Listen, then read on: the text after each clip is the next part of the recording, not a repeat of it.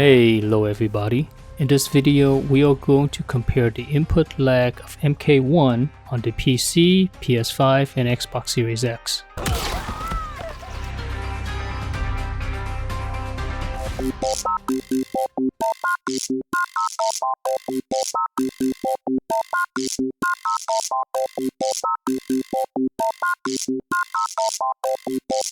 On the Xbox at 60 Hz, the minimum input delay is 53 and maximum is at 86 milliseconds. On average, we got 75 milliseconds. And at 120 Hz, minimum 62, maximum at 87, and the average input delay is again at 75. Typically, when you force the refresh rate to go higher, you get faster input delay, but with MK1 on the Xbox, it doesn't look like that works. On the PS5 at 60 Hz, minimum is at 64 milliseconds, maximum 83, and on average, we get 72 milliseconds. At 120 Hz, minimum is 62.5, maximum 81.25 milliseconds, and on average, again, we get 72 milliseconds. If you compare the numbers between the PS5 and the Xbox, the PS5 is slightly faster than on Xbox by a few milliseconds. This could be a couple of things. It could be the margin of error.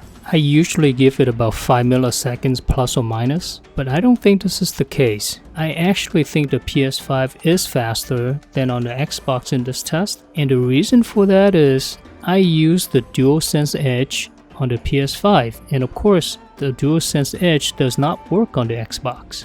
If you just look at the controllers by themselves, the DualSense Edge has insane polling rate, over 1000, and that results in less than a millisecond of input delay. When you compare that to the Elite Series 2, the polling rate is only 127 Hz and is about 7 milliseconds slower than on the Edge. If MK1 is equally optimized well on both the Xbox and PS5, just the fact of using a faster controller on the PS5 should result in faster input delay. Hopefully in the future, Microsoft can bump the polling rate up on the Xbox controllers. As it stands right now, this is way slower than on the DualSense Edge. However, looking at both of these numbers, there's about a 3 millisecond difference, and really 3 milliseconds is tiny. Remember, 1 second has 1,000 milliseconds in it. You're not going to be able to notice 3 milliseconds. I would say these two numbers are essentially in the same ballpark.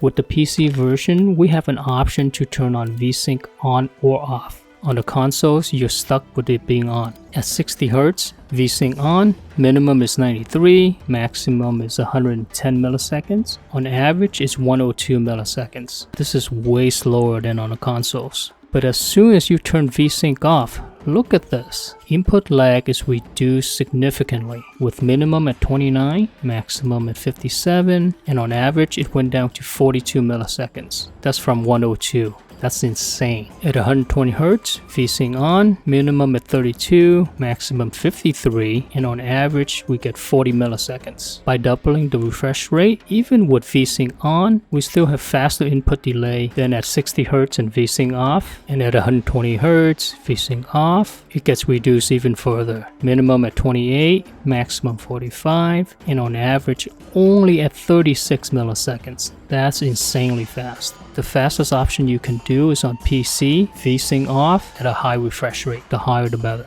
If you don't like tearing, turn VSync on. Just make sure you play it at least 120 Hz. If you only have a 60 Hz monitor, turn VSync off and you still get really quick input delay here. And in regards to the consoles, they're essentially the same. PS5 is slightly faster due to a faster controller.